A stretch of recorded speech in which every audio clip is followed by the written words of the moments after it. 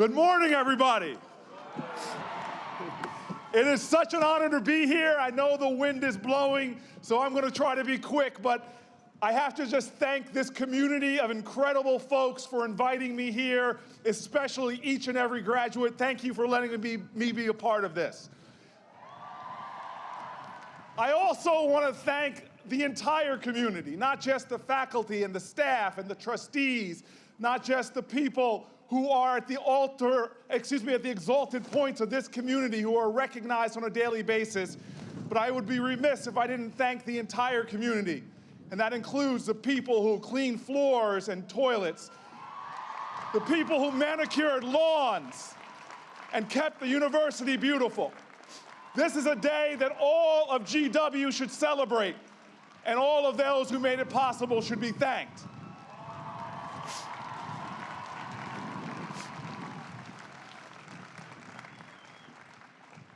Now, this is not a speech about taking risks and being courageous, but I'm going to do something that is definitely a risk and ill-advised.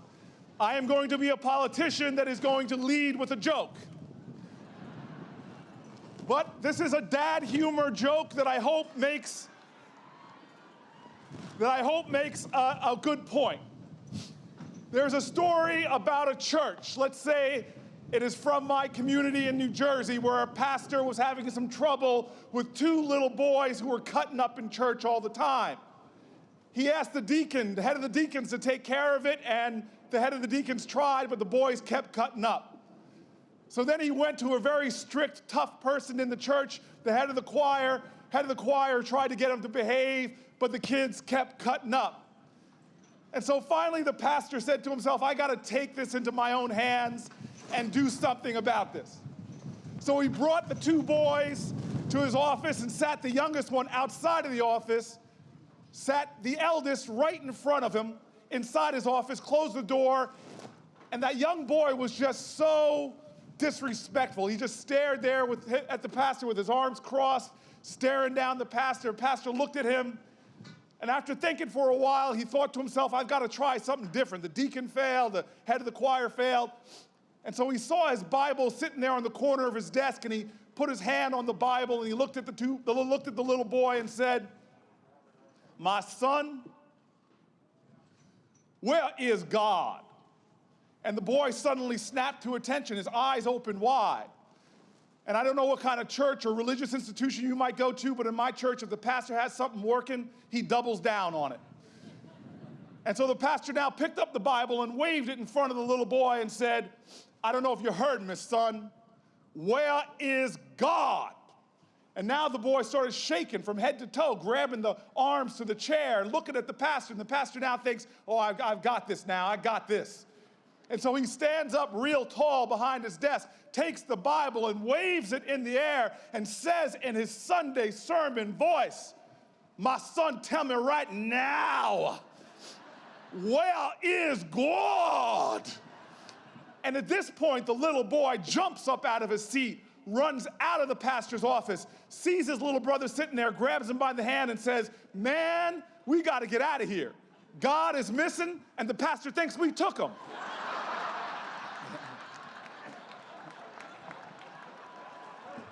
I'm sorry.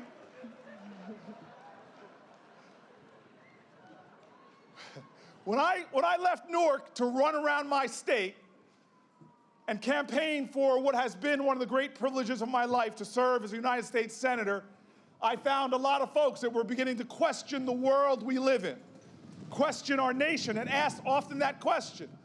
All this madness, all these challenges, all the gridlock, all the problems, all the continued injustices, where is God? But I was taught all my life not to ask that question, that was not the important question, that in life, the more important question is, where are you?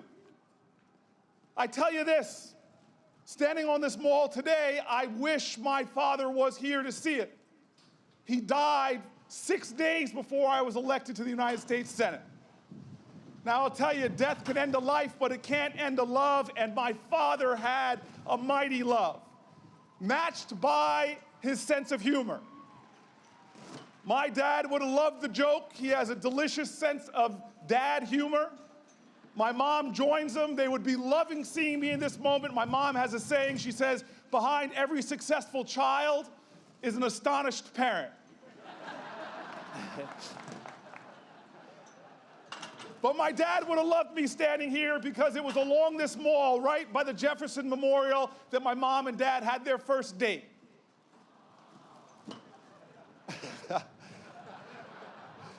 Yes, my dad got lucky to meet my mom, and my mom had the charity to allow him to marry her. And what would have remarked about my father about this moment, he would have thought it was incredible that here his son, who he never would have imagined until I started running that I would be the 4th elected African American in the history of the United States Senate. My dad would have joked about that. My dad would have done the math and said, son, let's see, between the Senate, between the Supreme Court, and the White House, there's only 4 black folks. It looks almost as bad as an Oscar nomination list.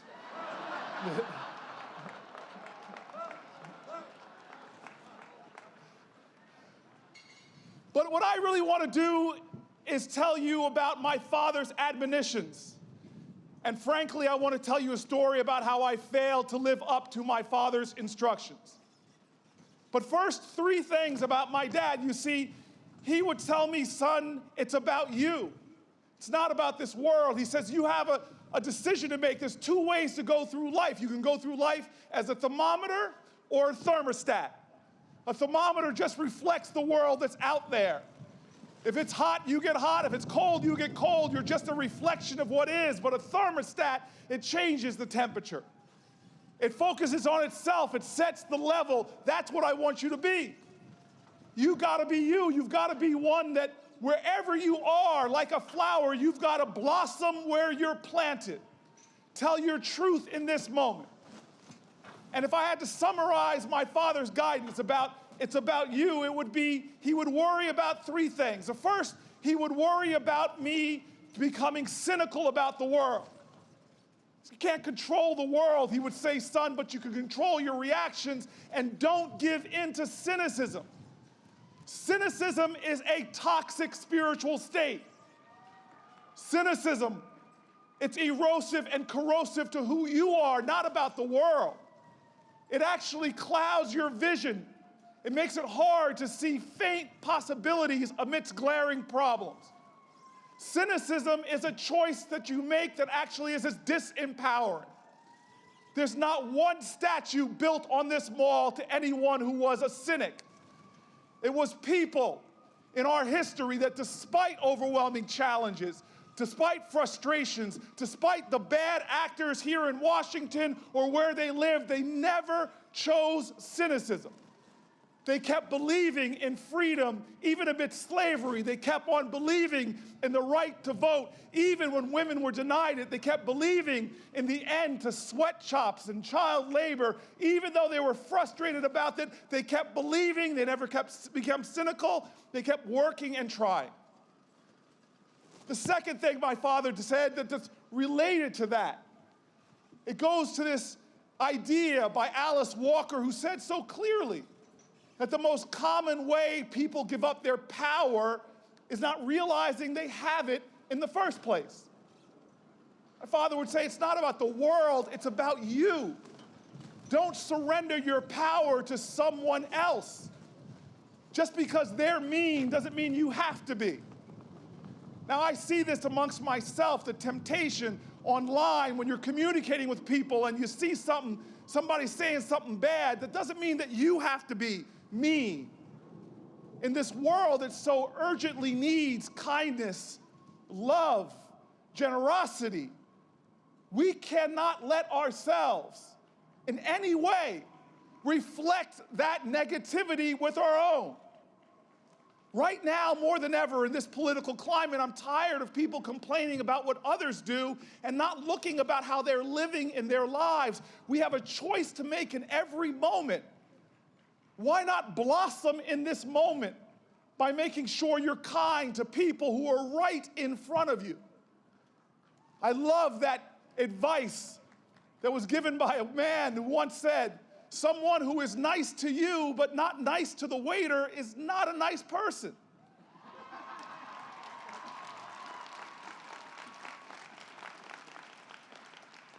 Don't complain about being meanness in the world if you're not manifesting kindness in your own.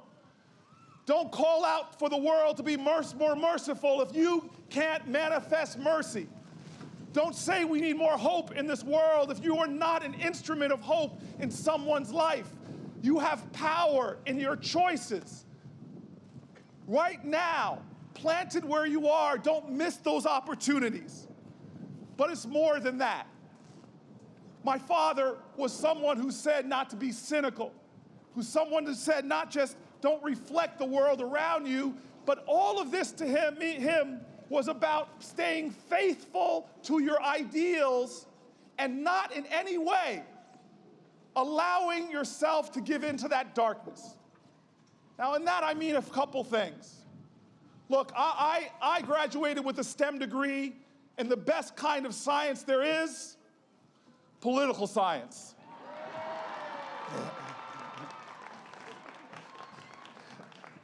Now, I may not know all that there is about physics, but I do know this.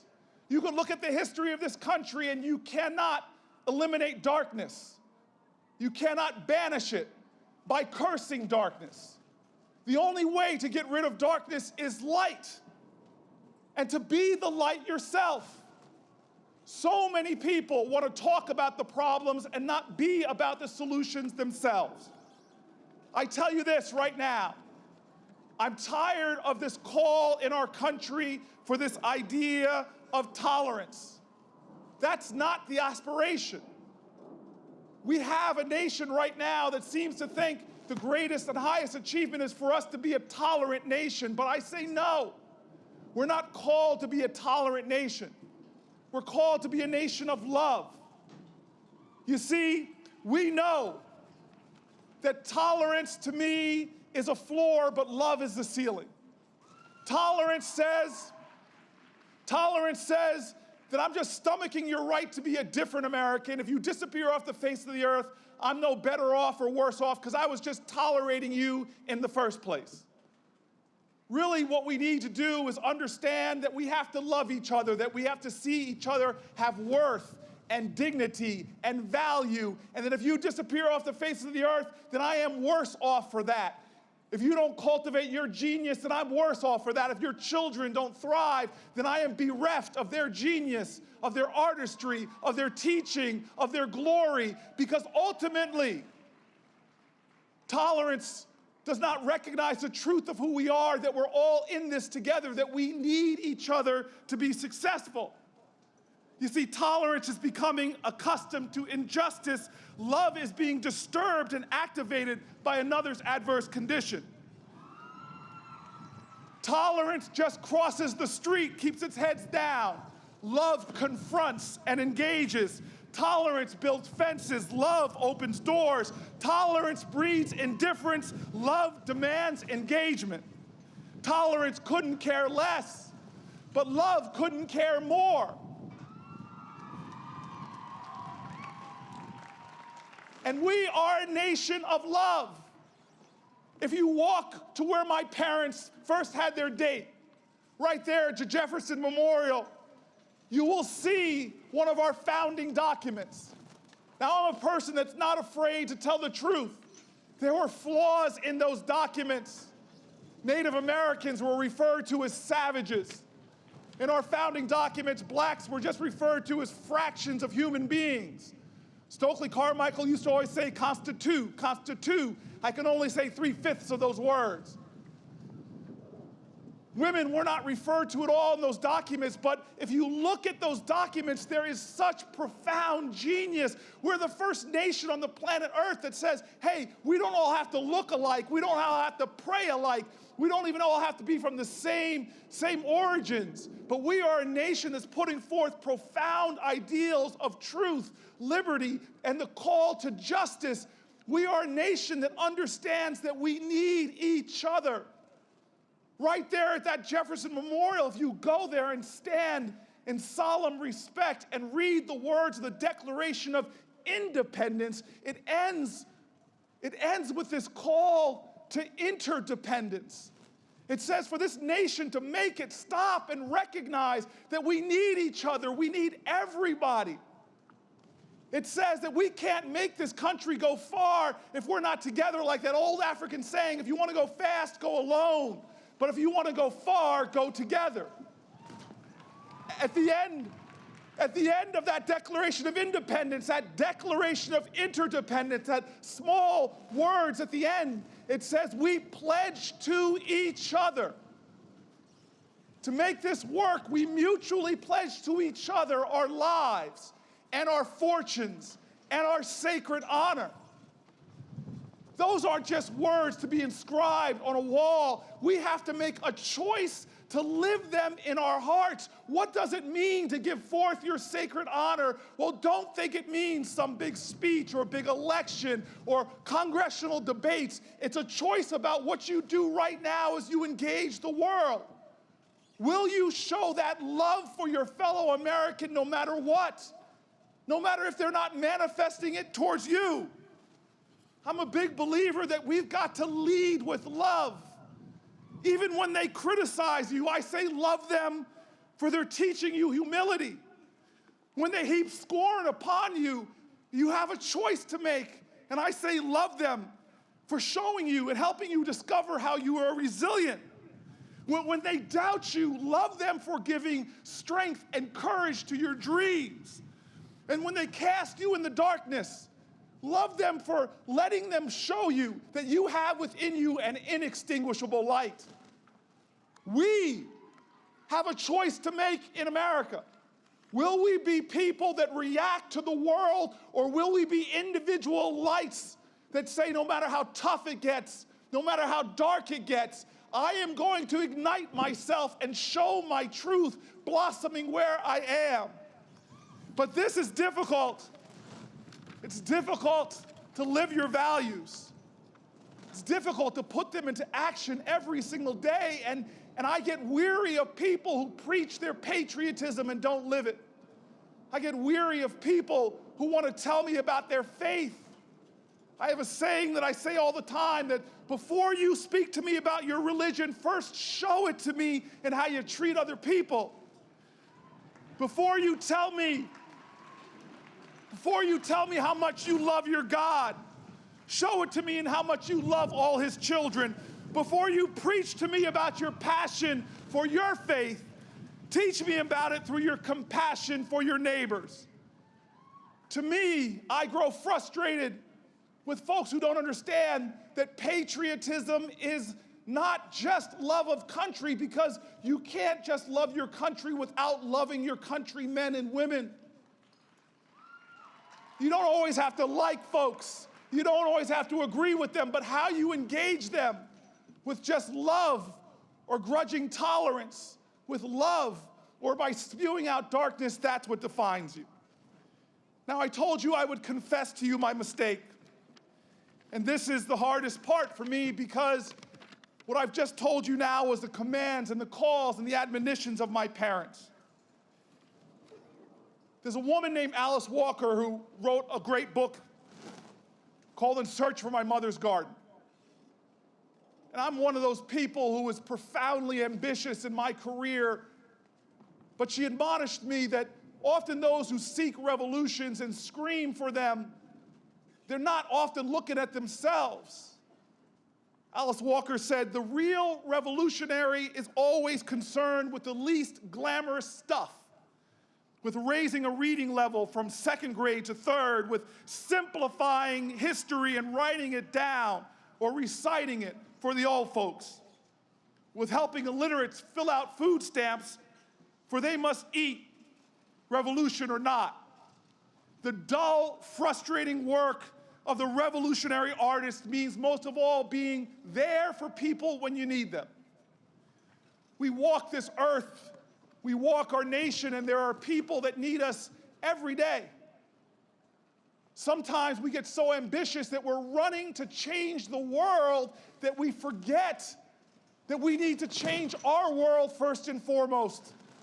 Our world of friends, our world of neighbors, our world that includes strangers and those who are different than us, a world that has people struggling with fights that we're often not even aware of because of our indifference and our apathy and our most dangerous type of privilege, which says, hey, a problem is not really a problem in this world unless it affects me directly.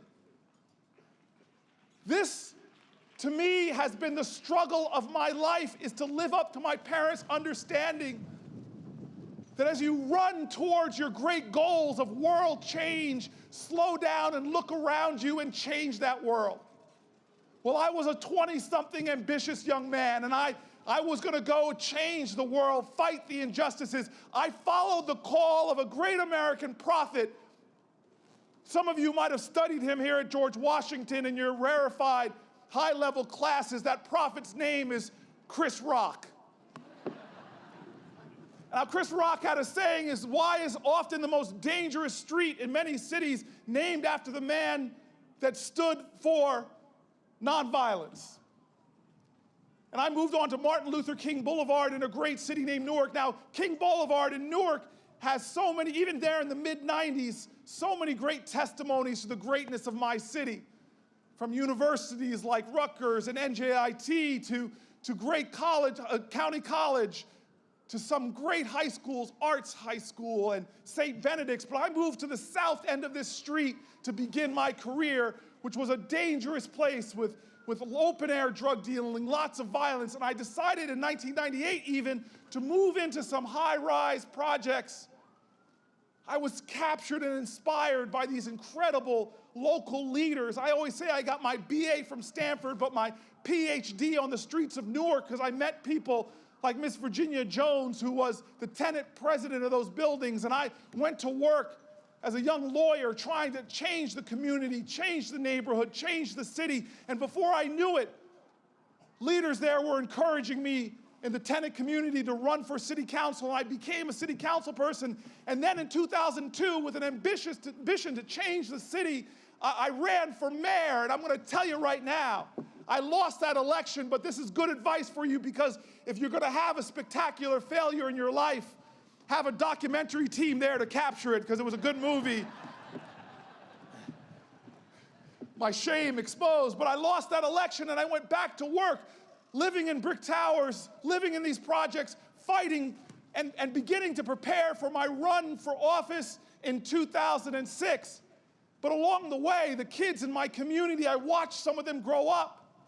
And a group of them used to hang out in the lobby of my building. I'd come home at night and I'd see them.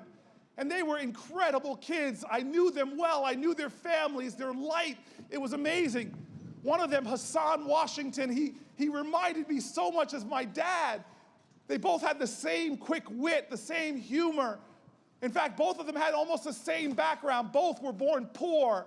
My dad was a little poorer because he said, son, I couldn't afford to be poor. I was just P-O. I couldn't afford the other two letters. Both of them were born to single mothers. Both of their mamas couldn't take care of them and were being raised by their grandmamas.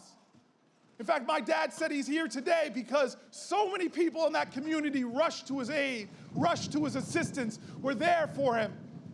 And Hassan lived 4 floors below me where I lived in brick towers. Well, those kids, I tell you, they got older, they got to high school, and when I would come home, I began to smell things in that lobby I had not smelled since college.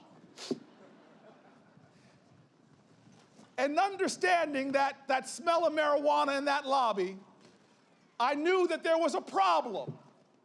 You see, there is a difference in this country, and it's a difference that is tragic, that belies what it says on the Supreme Court, this idea of equal justice under law.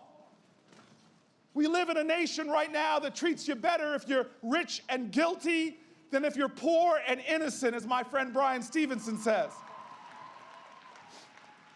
And I knew that while in college at Stanford, my friends flaunted drug laws in a recklessness without any fear at all of being caught, that for kids in the inner city, flaunting drug laws, doing things that the last 2 presidents admitted doing, that they would experience a very different type of justice. That we live in a nation where there's no difference between rich or poor or black or white for using drugs or dealing drugs. In fact, young white males deal drugs a little more than young black male. But if you're black in America, and especially if you're poor, you have about a 4 times more likely chance of being arrested for drugs than if you're white. And so when I saw these kids in my lobby, I knew there was a problem and they were in danger, because one drug charge, one nonviolent drug charge, would mean a world of transformation in the most negative sense.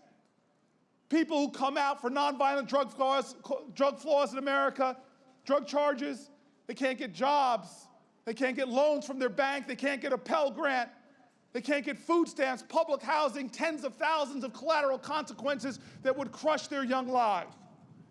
And so I started intervening with them. I told them, hey guys, fellas, Hassan, let's get the guys together. I always talk to you when I come home in the lobby, but let's go out, let's do something. I said, let's go to a movie, any movie you want. And I thought they were gonna take me to a home improvement movie when they said, hey, let's go see this movie called Saw.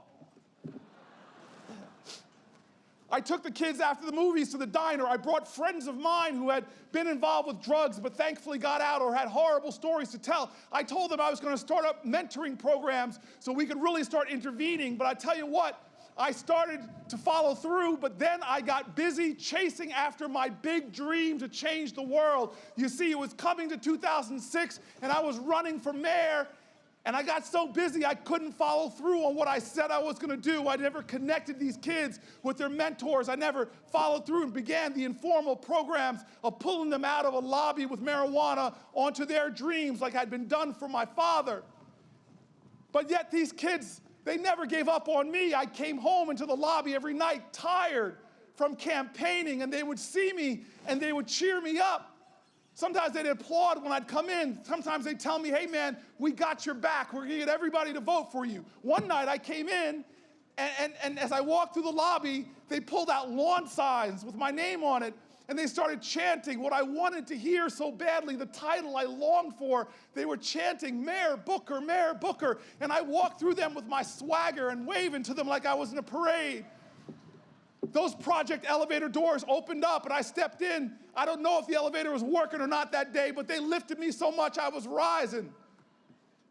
Until I suddenly thought to myself, wait a minute, where'd they get those lawn signs from? They're expensive. I won the election, I was mayor, I had death threats right away, so they surrounded me with police officers. The police officers were even stationed in the projects when I wasn't there. It's the safest they were for a long time. But suddenly those kids that were hanging in my lobby didn't want to hang out anymore where there were police officers now all the time. But I barely noticed as mayor-elect. I was racing. I was going to change the world. In the back of my mind, I thought, you know what? I'm going to make things better for these kids and all the kids of the city. And I raced around. I got sworn in, and it was a time of rising violence in the city, and I would run to street corners and talk to people at the site of shootings with blood often on the sidewalk. I would tell them, this is not who we are. We're going to rise above this violence in Newark. I would give street-level sermons. One day I got called to come to a shooting.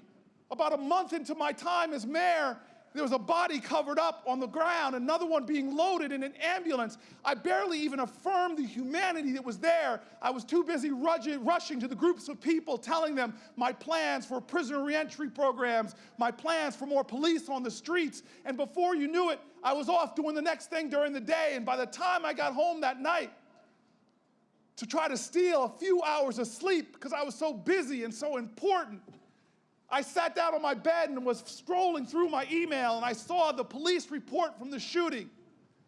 And I glanced at it, but then I got stung at what I saw, and I stopped and kept looking and looking and looking at my phone. It said the name of the person that was murdered. It said homicide, teenage victim, and the name was Hassan Washington. From my building, from my lobby, 4 floors below me, it was Hassan. I will never forget his funeral. I hated going to this room in Perry's funeral home. It was in the basement, and every time I walked down those stairs, I felt like I was descending into the bowel of a ship. Narrow and rickety, there we all were, chained to each other, piled one on top of another, chained together in grief and mourning, moaning and groaning, and a reality that is all too common in America. Another boy in a box. I did not feel like the mayor. I didn't feel powerful or important. I felt shame pressing on my chest. I couldn't comfort others. I couldn't do my duties. I stood in the back of that funeral home. And all I could do was just try to hold it together as people came over to me. And I didn't comfort them. I leaned on their light. I leaned on their love, but finally it was too much, and I'm embarrassed and ashamed to admit I didn't wait around for the service. I turned to my newly assigned security guard and I said, "We got to get out of here." And I ran out of that funeral home, jumped into my newly issued SUV, sped to City Hall, ran up the steps. I didn't want to ride the elevator and have to look anybody in the eye. I got into the mayor's office, this new palatial office. I slammed the door. I sat on my couch. And suddenly, for the first time as a mayor of New Jersey's largest city, all I could do, like a child, was sit there and cry and sob. God had put this kid right in front of me every day. He was my father. And while his community and his town, they didn't let him down, I failed Hassan. I failed to honor my dad. That commandment, thou shalt honor thy mother and father. It's not about being nice to your parents or obedient. It's about honoring the legacy of our ancestors, not with the mountains you climb or the battles you win, but as the people around you right now. I did not honor my parents. And all of us crowded right into that funeral home. We were all there for his death, but where were we for his life?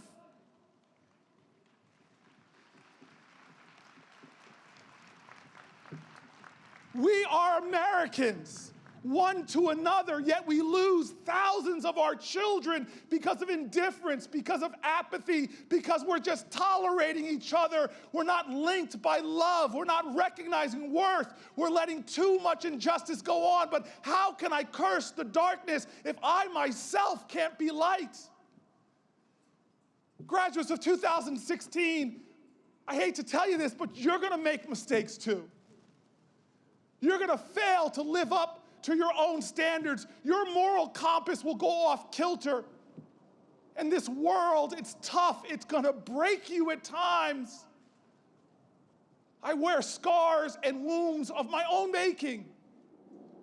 But I tell you this, if you're conscious, if you're truly conscious, your wounds can become wisdom. Your scars can become strength.